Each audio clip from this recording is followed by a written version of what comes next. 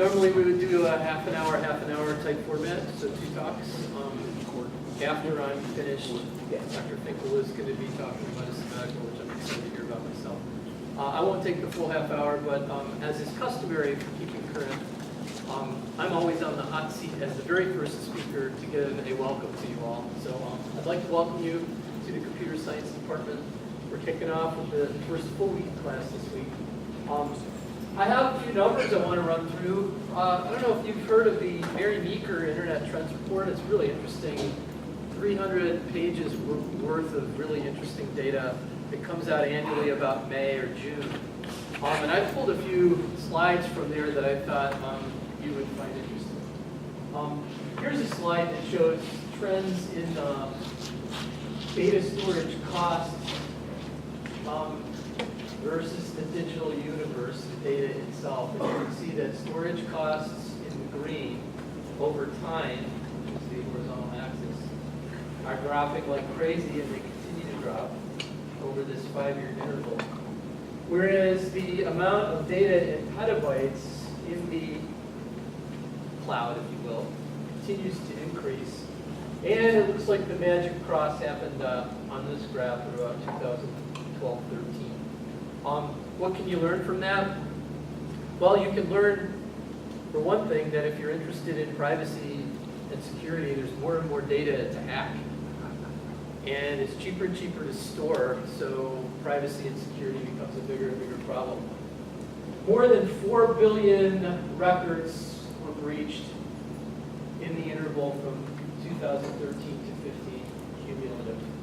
If you look at this trend, it's only probably going to continue with privacy and security being a huge issue. You can also find from the Mary Meeker report that there are a lot of surveys that are done about how people feel about various trends. For example, how do people feel about data privacy and how companies are using your data? It turns out that most people are either very concerned or somewhat concerned, and there's very few people who are in the not very concerned arena. Here's an interesting trend. Any of you guys use ad blocking software? So do a lot of other people. It turns out that 2014-15, with mobile browsers taking off, you see mobile ad blocking software taking off as well. So definitely an area of opportunity. People are using that. Here's another interesting trend. It's Google here, Facebook there, all other companies there. You see that advertising revenue and growth rates of those two companies compared to other people, they're all positive, but check out Facebook's growth, right? That's been crazy. So normally you would think maybe of Google as the advertising revenue giant, but their actual increase over the 2014 to 15 year wasn't quite as high as what Facebook's vector is right now. All right, one last little piece from the Mary Meeker Internet Trend Report of 2016, because images are near and dear to my heart. I do computer vision, image processing. You can see that number of daily photos shared globally from 2005 to 2015 is showing this trend. And what's really interesting are these mobile apps like Snapchat are making up a larger and larger percentage of the global photos that are being shared. Doesn't look like this trend is going to be abated anytime soon, and so that represents another huge area of opportunity in computer science. Data, images, media, and the continued trend of it being really important. So, that's my intro. To get you interested in the Mary Meeker report and some of the trends, thinking about that and how it affects you, let me give you a few numbers about the department that we're welcoming you into.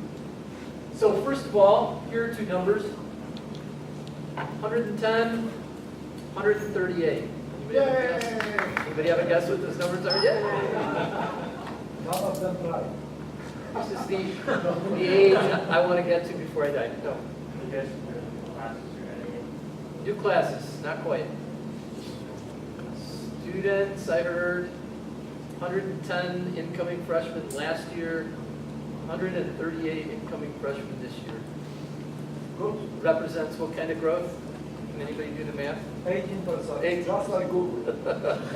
Almost just like Google, yeah. How do we know? Because I thought the whole point of the common first year experience was that they didn't declare majors.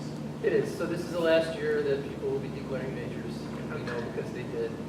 Next year, the first freshman year experience will mean that they won't declare until the second. Yurik, I think that you made a prediction about what the number would be. Remind me what it was. 141. 141. So we lost 3 people somewhere. All right, next number, 625. I won't make you guess. That's total CS enrollment. It's in the ballpark, 625. That includes all of our undergraduates and our entire graduate program, master's and PhD. And 23? Prime number. This is finally a prime number. Average age of the faculty member? No, the number of faculty members. Yes, that's true. CS faculty members in 2016-17. So that gives you a few of the numbers around our department. 23 has been static for some time, but 138 and 625 are ever increasing. So you'll see that there are plenty of colleagues around for you to get to know in our department, and I hope that you'll engage with the other interesting people who are here in our program. I want to point out a few of our faculty members.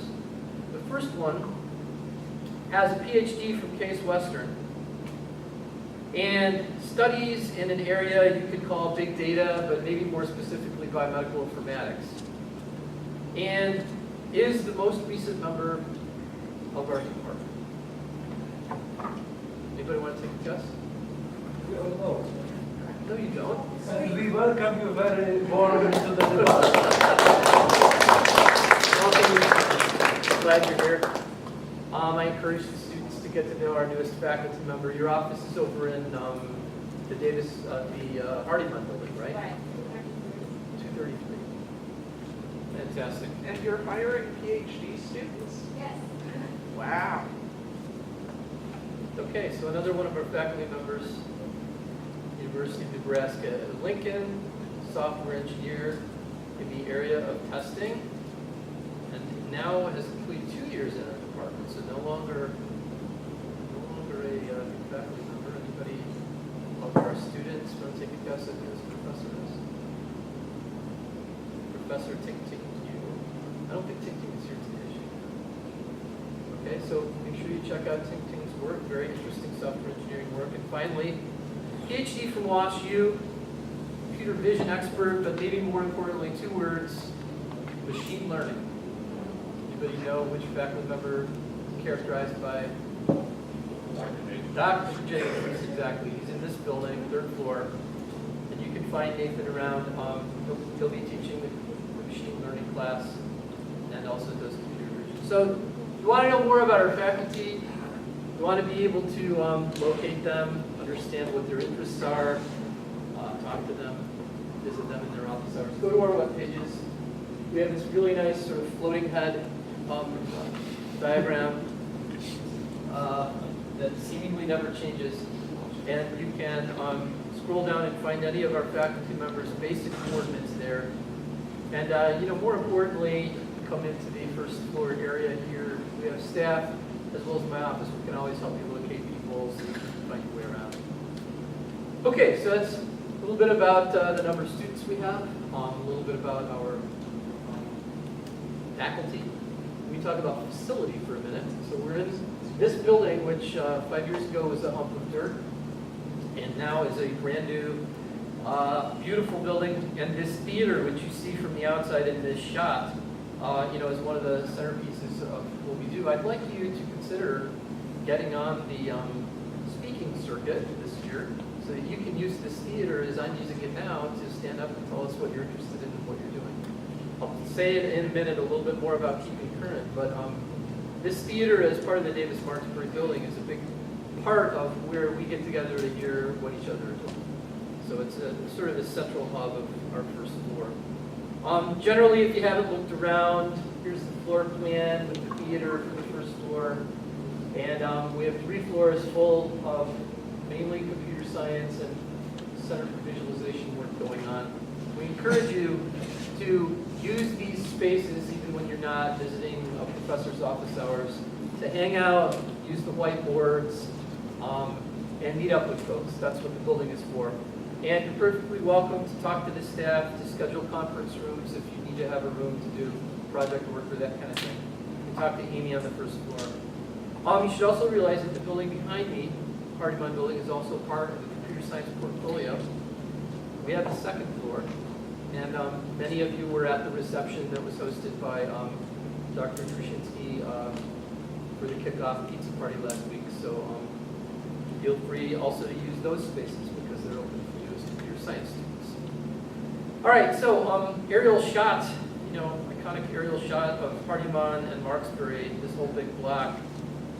I'd like to believe this is the computer science gateway to the campus. Now, other people might say, well, really the basketball program kind of owns this area because they have their practice facility over here. But if you take a look at what's really changed, the new stuff that's been happening here has been us, the Davis Marksbury building, the Hardeman building.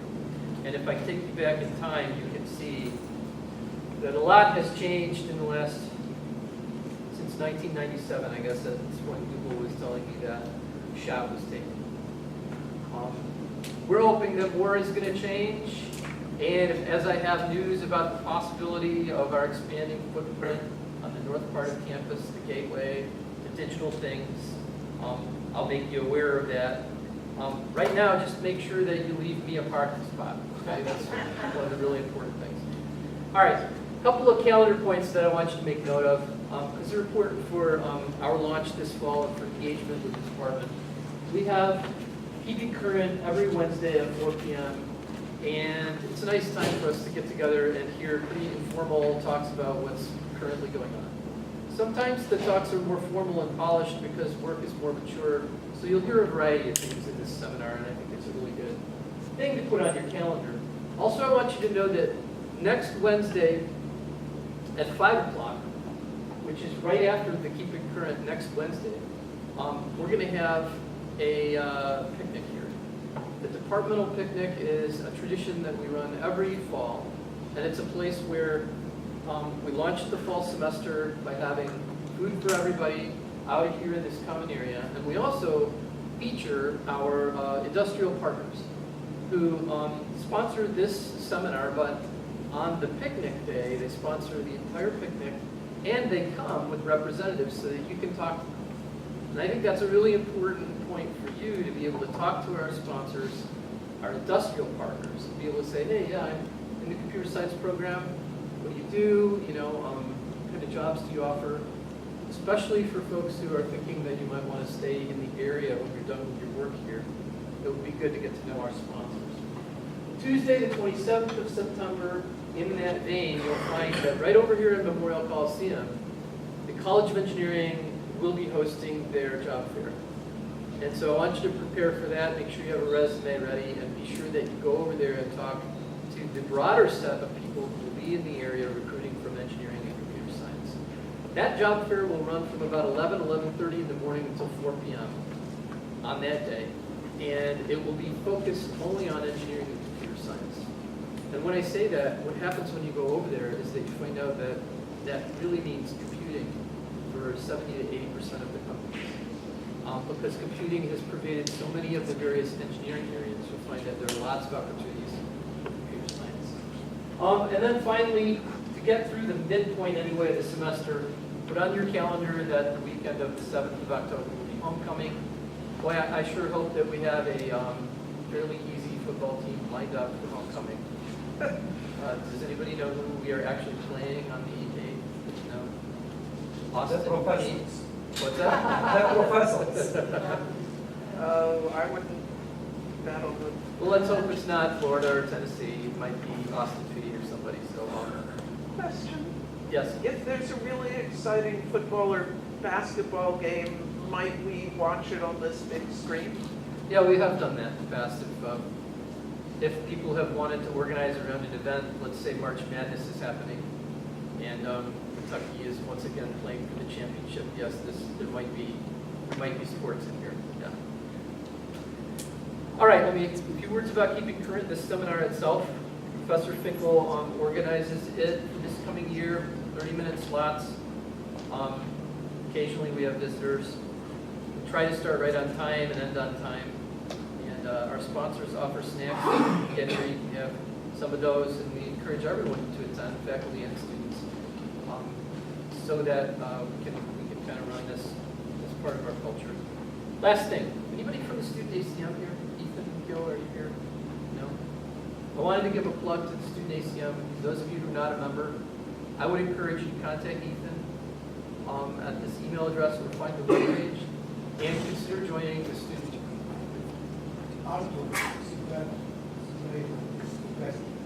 So Ethan is graduate. Did Ethan graduate?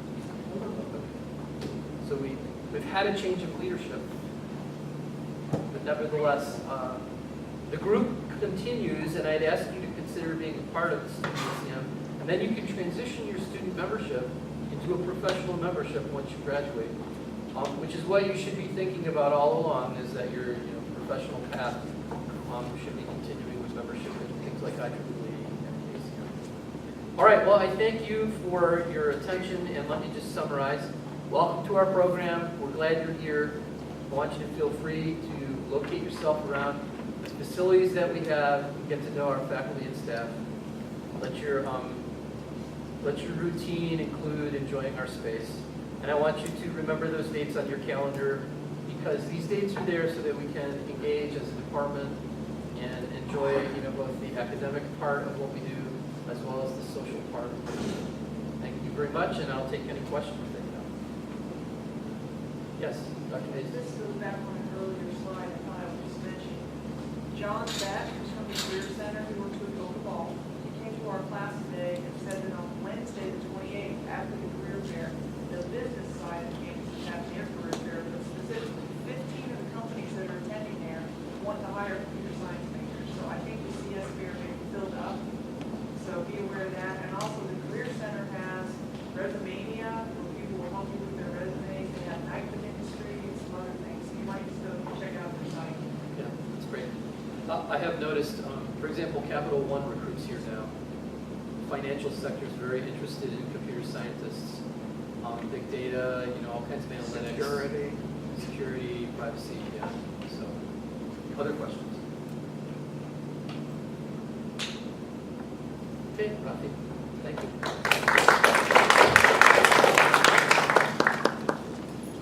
Thank you. Now we'll have a 30-second to visualize the campus.